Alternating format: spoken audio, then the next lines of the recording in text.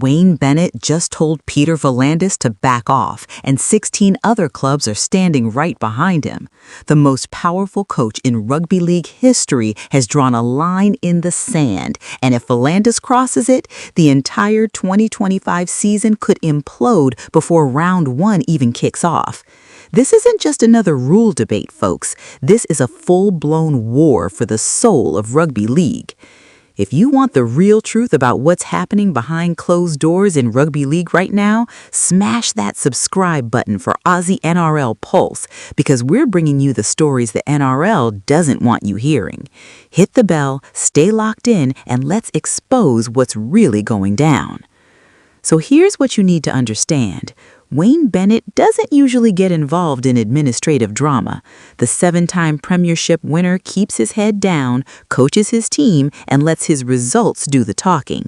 But when he speaks up, everyone listens. And right now, he's speaking up loud and clear about Peter V'landys' proposed kickoff rule change, and what he's saying should terrify NRL headquarters. Because this isn't just Wayne Bennett being stubborn, this is Wayne Bennett leading a rebellion of all 17 clubs who've essentially told the NRL boss to shove his kickoff rule where the sun doesn't shine. And the leaked email that's emerged, mate, it's absolutely explosives. Let's talk about this kickoff rule that's caused all this chaos. V'landys and his team at headquarters wanted to fundamentally change how kickoffs work in rugby league. And we're not talking about minor tweaks here. This was a radical overhaul that would have altered territory control, contact phases, and the entire dynamic of how teams start their sets.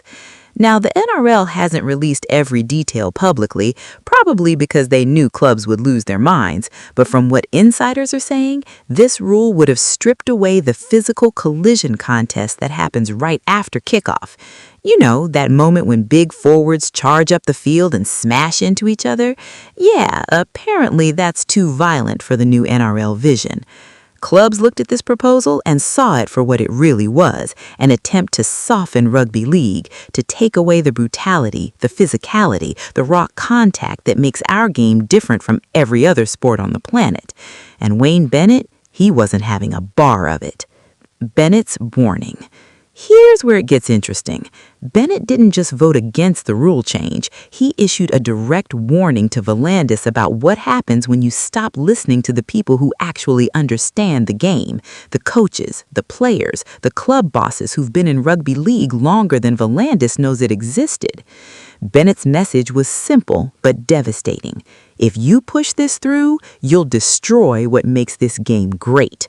And he's right, because what V'landys doesn't seem to understand, or maybe he just doesn't care, is that rugby league fans don't want a sanitized safety bubble version of the sport. We want the collisions. We want the intensity. We want front rowers running at each other like freight trains and the crowd going absolutely mental when someone gets smashed legally within the rules. Taking that away, that's not protecting the game, that's killing it. The club uprising. But here's what makes this situation absolutely unprecedented. Bennett isn't alone. All 17 clubs have united against this rule change. When was the last time you saw every single NRL club agree on anything? These teams usually can't agree on what day of the week it is, but they've all looked at V'landys' proposal and collectively said, absolutely not.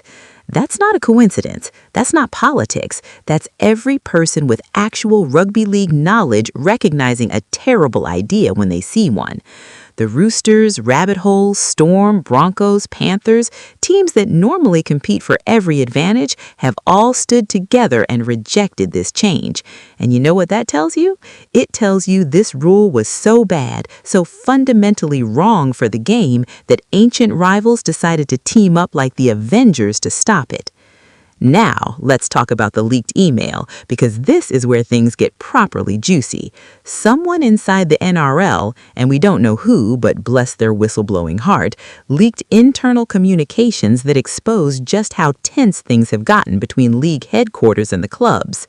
The email reportedly showed NRL executives dismissing club concerns, downplaying their expertise, and basically saying, "We're doing this whether you like it or not." And when clubs saw that attitude, when they realized Volandis and his team weren't actually interested in consultation, but were just going through the motions, that's when this became a full-blown crisis. Because here's the thing about rugby league clubs. They might be businesses, they might be corporate entities now, but they're also custodians of the game's history and culture. They're not going to sit quietly while someone who came from horse racing decides to fundamentally change a sport he's only been involved with for a few years. And Wayne Bennett, with 30-plus years of coaching experience and more rugby league knowledge in his little finger than most people accumulate in a lifetime, became the figurehead of that resistance. Why this actually matters? Some of you might be thinking, it's just a kick-off rule, what's the big deal? But that's exactly the wrong way to look at this, because this isn't about one rule, it's about the principle of who controls rugby league's future. If Volandis can force through a major rule change that every single club opposes, what's next? What other innovations will he impose on a game that's been working just fine for over a century? Where does it end? This is about whether rugby league remains rugby league or whether it becomes some watered-down version designed by administrators who care more about liability and broadcast deals than the actual sport. And Bennett understands this better than anyone. He's seen administrators come and go, he's watched people try to fix rugby league when it wasn't broken, and every time the game has survived by listening to its coaches, players, and real football people, not by following corporate executives with no skin in the game. The physical game argument. Let's dig into what clubs are actually concerned about, because it's not just stubbornness. The proposed kick-off rule would have fundamentally changed the physical nature of early sets. Front rowers live for those opening collisions. That's where they establish dominance, set the tone, and impose their will on the opposition. Take that away, and you're not just changing a rule, you're changing entire positions. Props, second rowers, edge forwards, their roles would shift dramatically. And for what? To reduce collisions in a collision sport. It's like asking boxers to wear extra padding because punches might hurt. Mate, that's the entire point. Rugby league is a contact sport. If people wanted non-contact football, they'd watch soccer. No offence to soccer, but we're a different breed here in Australia and our game reflects that. Bennett and clubs are essentially saying, if you want to protect players, improve medical protocols, enhance concussion management, upgrade training methods, but don't fundamentally change the game itself. The credibility battle. Here's something the media isn't talking about enough.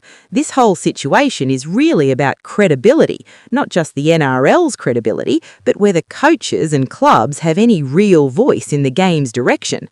If Volandis ignores this rejection and somehow forces the rule through anyway, which legally he probably could, he'll prove that club consultation is a sham, that coaches like Wayne Bennett, who've dedicated their lives to rugby league, have no real power when decisions are made, and that would be catastrophic for the sport's future. Because why would talented coaches stay in rugby league if they have no say in how the game evolves? Why would clubs invest millions in development if administrators can change fundamental rules on a whim? Bennett's warning to Volandis isn't just about kickoffs, it's about respect. It's about recognising that the people who actually coach the game, study it, live it every single day, might just know more about what works than someone looking at spreadsheets in an office. Where this goes from here. So what happens next? Well, the good news is the rule change isn't happening for 2025. Clubs have successfully killed it, for now. But the bad news is that for now part, because you can bet Volandis isn't going to completely drop this.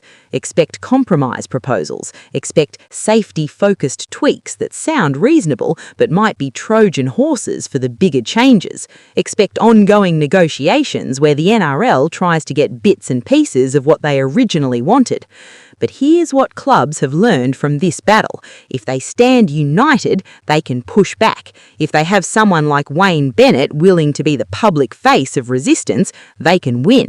And that might be the most important outcome of this entire controversy. Not just whether kickoffs change or stay the same, but whether clubs and coaches have reclaimed some power in determining rugby league's future. the bigger picture. Let's zoom out for a second because this kickoff rule battle is really a symptom of something bigger, the tension between rugby league's traditional identity and modern administrative pressures. V'landys comes from racing, where regulations and safety protocols are paramount. He's used to controlling things from the top down. But rugby league doesn't work that way. It's a player's game, a coach's game, built from the bottom up through club culture and fierce competition. When those two philosophies collide, administrative control versus grassroots identity, you get exactly what we're seeing now, an explosive standoff where nobody's backing down. And honestly, good. Rugby league should be fighting these battles. The game should resist being smoothed over and corporatized into something unrecognisable. If that means occasional wars between V'landys and Bennett, so be it. Because at the end of the day, I'd rather watch a slightly messier game run by people who actually understand rugby league than a perfectly polished product designed by administrators who don't. My final thoughts. Wayne Bennett's warning to Peter V'landys will probably go down as one of the defining moments of 2025, even before the season starts. It's the moment the club said enough is enough, the moment rugby league's traditional power structure pushed back against administrative overreach. Will this be the end of rule change proposals? Absolutely not. Will V'landys try again with different approaches? Probably. But what's changed is that everyone knows if you want to fundamentally alter rugby league, you'd better convince Wayne Bennett and 17 clubs first, because they're not afraid to fight. This is the real story behind the headlines, not just a rejected rule, but a battle for rugby league's identity. And right now, the traditionalists are winning. Don't forget to subscribe to Aussie NRL Pulse for more unfiltered rugby league truth that the NRL doesn't want you hearing. We're cutting through the PR spin and bringing you what's really happening. Hit that subscribe button, drop a comment telling us what you think about Bennett versus V'landys, and we'll catch you in the next video where we break down even more drama from rugby league's wildest off-season ever. Aussie